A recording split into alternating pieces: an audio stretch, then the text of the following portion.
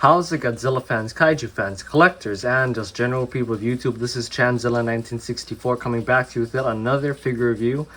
This time we will be reviewing the newly released Bandai movie monster series Gyaos from the Gamera Rebirth anime. Starting off with detail for Gyaos. The detail on this figure is, same thing for Jiger, crazy, off the charts, amazing. There's only one lack of detail that I would recognize, even though it's not too bad. But just going off the detail right now, the detail on Gyaos' wings, I think, are very nicely done.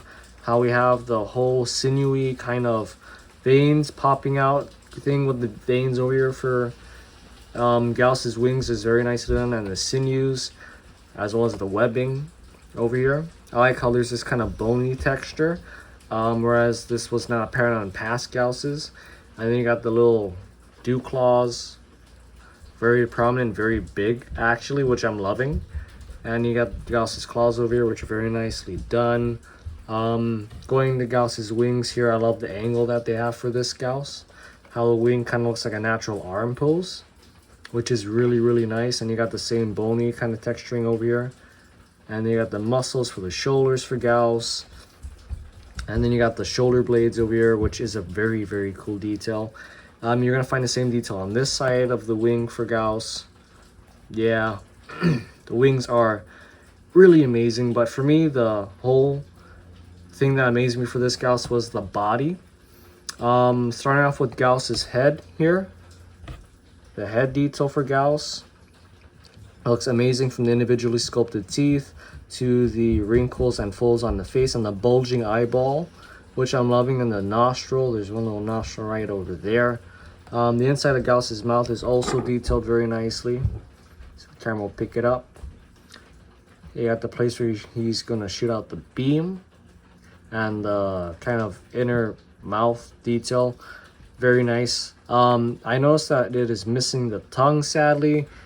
Even though it's kind of sculpted in there, at the same time it's kind of not really noticeable if you're not paying attention to it. But that's one of the pieces of detail I thought were missing, because the tongue in the anime from the promo shots we've seen in Gyaos is really, really long. Like, really long. But moving on to the top of Gyaos' head here, the detail is phenomenal as well. Got this ridge crest here, then you got the titular Gyaos kind of V-shape head. There's some detail missing here, even though I'm just thinking with working with the soft vinyl, it's hard to include it where it's very indented and bony. It might have just been hard to include the soft vinyl, but that's the only two pieces that I think are really lacking, because the rest of it is amazing. From the detail for Gyaos' neck here, which turned out very nice. And then the ridges going from Gyaos' neck all the way down his back. And then leading to these big spikes for the tail, and the tip of the tail, which has one spike in it. It looks very good. I mean, from all the muscle detail and the ridge details, I mean, they went all out for this Gyaos figure. And the segment detail too, oh my gosh. Segment detail is really, really nice. Moving on to the underside of Gyaos, you're going to find this kind of segment thing going on here, and then surprise, surprise, on the bottom of Gyaos' neck and the chest, you're going to have this similar ridge detail as above, as the top, just not as prominent. Detail is still very nice. The chest detail especially is very well done. With his rib cage over here too. And then you have the ridges going down, starting off the kind of crotch area, going down the tail, leading to the tip too. Gyaos' legs are done quite nicely, if this camera will just pick it up. From the muscle detail over here to this bulging kind of vein muscle, vein, looks like the kneecaps. Going down the ridge for the back of Gyaos' legs. Gyaos' little dew claw, the back claw for his feet. Top of his feet are done very nicely, as well as Gyaos' bottom of the feet, which has some very, very nice detail. I'm not sure what it's for. If anybody knows if this was in the original Gyaos, let me know. But the detail on Gyaos' feet, I think, and the back of it is really, really nice.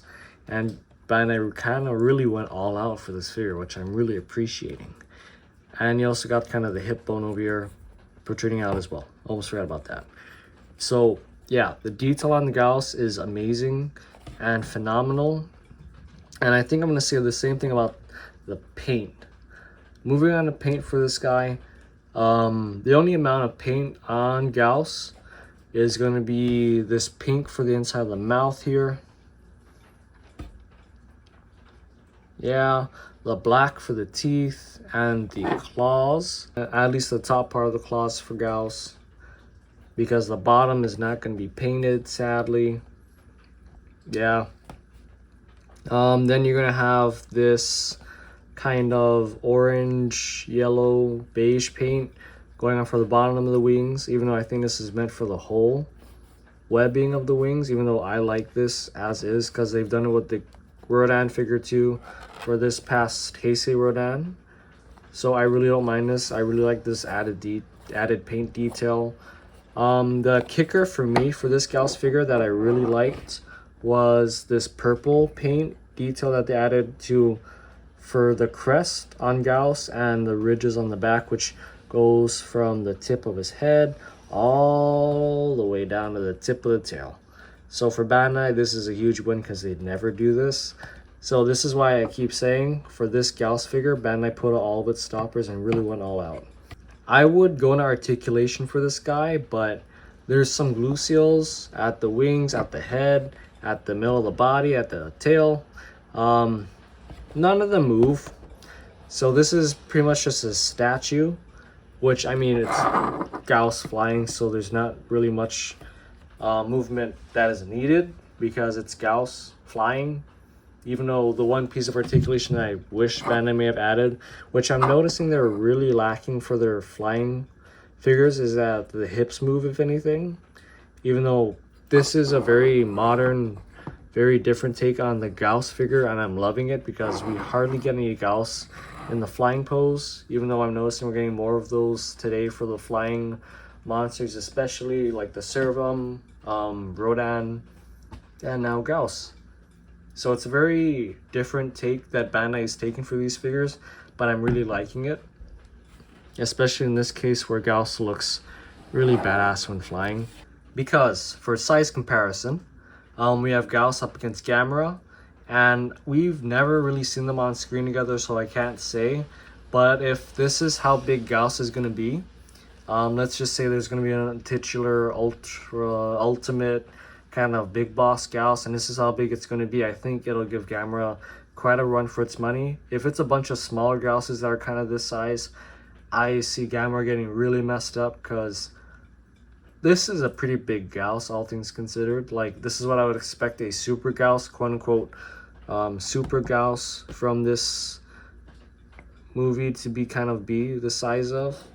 Because for him to go up against like 10, 20 of these kind of Gyaos with this size, I could see being very difficult. But I would say for play value wise, up until the anime comes out, this is a perfect size Gyaos because I'm loving the matchup that I'm seeing here. Or just for shits and giggles, I'm going to recreate the poster over here. So yeah, like I said, size comparison and the matchup between these Gyaos figure and these two, or at least Gamera, very nicely done.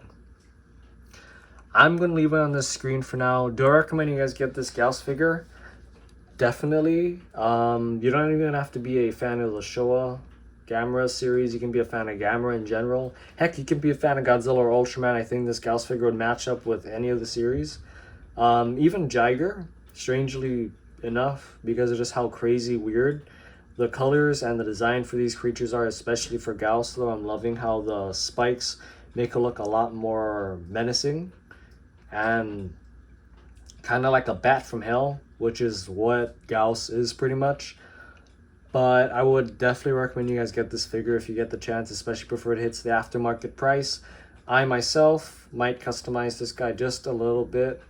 Just add the black color on the bottom of the body, which is where paint is lacking. The whole bottom of it is missing paint. I'm not going to kind of mull over it. As you'll see with the next figure that we're going to review, the Mothra 1992 figure, it's quite an issue with Bandai, and it's something that I'm not really surprised by anymore.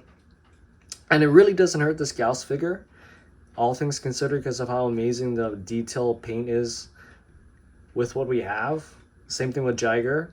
It really doesn't hurt these figures. Gamera was the one exception where it was lacking because it was just full black with highlights of the blue, and then the pink mouth and the teeth colored and the nails, but that's about it. But with these guys, I mean, there's a lot more going on than that, and I think that's, for me, that's what I really appreciated with these figures, especially for Gyaos.